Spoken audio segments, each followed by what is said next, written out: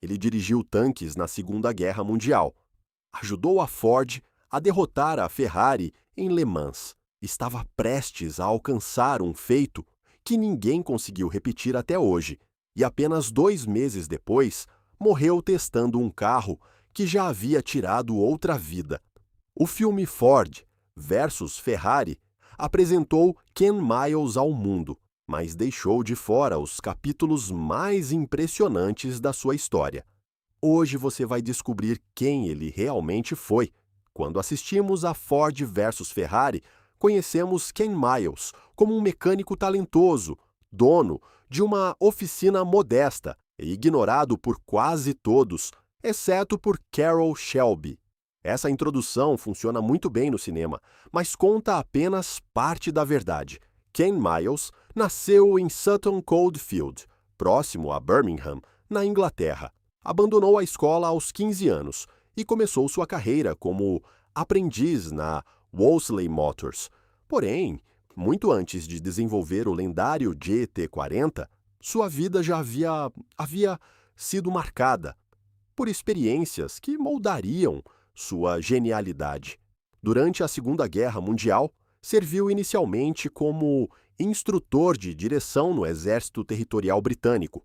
Em 1942, tornou-se um dos primeiros integrantes da REME, a unidade responsável pela manutenção dos veículos blindados do Exército Britânico. Depois foi transferido para divisões blindadas e desembarcou na Normandia em 15 de junho de 1944, apenas 9 dias após o dia D. Terminou a guerra como sargento e comandante de tanque. Isso significa muito mais do que simplesmente dirigir veículos militares. Miles era responsável por manter máquinas de guerra funcionando em condições extremas. Precisava conhecer cada componente, identificar falhas rapidamente e tomar decisões sob enorme pressão, sabendo que qualquer erro poderia custar vidas. Foi ali que nasceu sua capacidade de entender o comportamento de um carro como poucos no mundo. Anos depois, quando dizia que um protótipo era perigoso ou precisava de mudanças, ele não estava dando opiniões. Estava falando com a experiência de quem havia passado anos mantendo máquinas funcionando nos ambientes mais hostis possíveis. O filme também exagera bastante sua personalidade.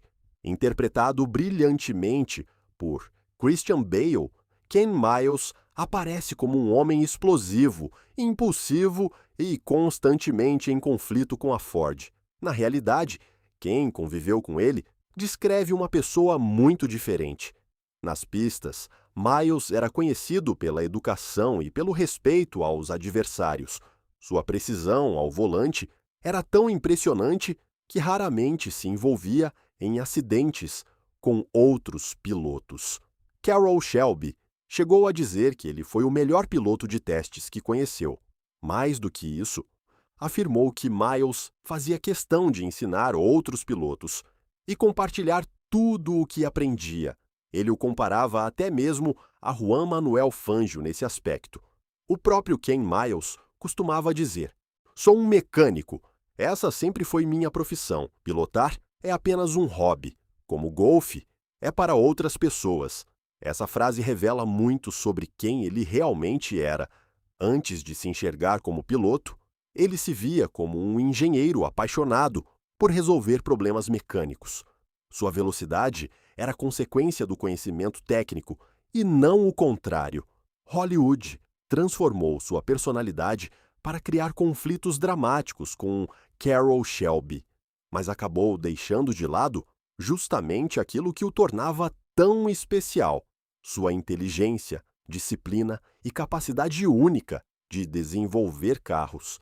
Em 1966, Ken Miles viveu a melhor temporada de sua carreira. Primeiro venceu as 24 horas de Daytona.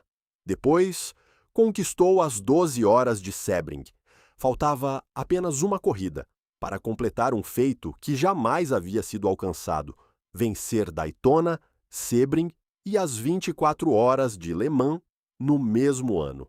Até hoje, Ninguém conseguiu realizar essa façanha, nem Mário Andretti, nem Fernando Alonso, nem qualquer outro piloto. Nas últimas 6 décadas, Miles estava a poucos metros de entrar para a história como o primeiro e possivelmente o único piloto a conquistar essa tríplice coroa do automobilismo de endurance em uma única temporada.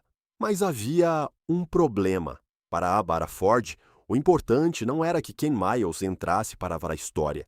O importante era que a marca Ford aparecesse em todas as manchetes. Segundo Charlie Agapio, mecânico da equipe Shelby que viveu aqueles acontecimentos, a empresa queria que os jornais estampassem Ford vence Le Mans e não Ken Miles conquista um feito histórico. Foi aí que surgiu a famosa ordem para que os 3 carros da Ford cruzassem juntos a linha de chegada. O filme mostra esse momento, mas não revela o verdadeiro peso daquela decisão. Ken Miles não estava apenas perdendo uma vitória, estava perdendo um recorde que permanece inalcançado até hoje. No pit stop final, depois de conversar com Carroll Shelby, Miles entendeu o que estava acontecendo. Testemunhas contam que ele retirou os óculos escuros, os arremessou contra o box e disse em voz alta: "Então, é assim que termina minha contribuição para esta maldita corrida." Mesmo revoltado, obedeceu às ordens da equipe. Foi um gesto de profissionalismo, mas também marcou o início da maior injustiça de sua carreira. Após a chegada histórica em Le Mans, Ken Miles perdeu a vitória por uma interpretação do regulamento. Durante anos, muitos culparam apenas os executivos da Ford, mas Carroll Shelby revelou algo surpreendente. Segundo ele, tudo começou com uma conversa aparentemente simples. Léo Bibi perguntou como deveria terminar a corrida. Shelby respondeu que seria bonito ver os 3 Ford cruzando juntos a linha de chegada. Naquele momento, ninguém imaginava que os organizadores franceses interpretariam o regulamento de forma que tiraria a vitória de Miles. Décadas depois, Shelby carregava esse peso. Ele chegou a dizer: "Em 1966, quem tirou a vitória de Ken em Le Mans fui eu. E me arrependo disso até hoje. A maior conquista da carreira de Ken Miles havia sido arrancada dele. E o pior ainda estava por vir. 2 meses depois.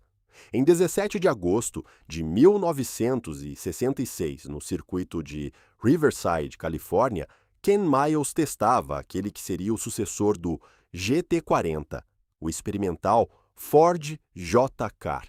No filme, sua morte acontece rapidamente em um incêndio. Na realidade, a história foi ainda mais trágica.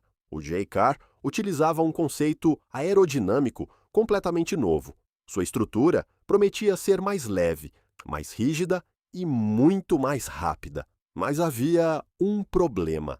Quase ninguém sabia como aquele projeto se comportaria em velocidades superiores a 300 km por hora. E existe um detalhe que o filme praticamente ignora. Antes mesmo de Ken Miles assumir os testes, outro piloto já havia perdido a vida em um carro do mesmo programa.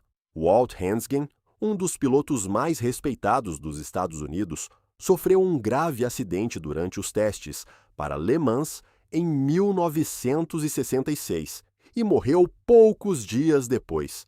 Após essa tragédia, a Ford suspendeu temporariamente o desenvolvimento do J-Car. Meses depois, os testes foram retomados. E quem foi escolhido para continuar o trabalho? Ken Miles. O acidente naquele dia, tudo parecia normal. Miles completou diversas voltas sem qualquer problema. Então, na última passagem pela reta, a cerca de 280 km por hora, o carro perdeu completamente a estabilidade. Ele saiu da pista, atravessou um barranco e começou a capotar violentamente. Ken foi arremessado para fora do veículo. Quando as equipes de resgate chegaram, ele já havia morrido, devido aos graves ferimentos na cabeça. Logo depois, o carro pegou fogo.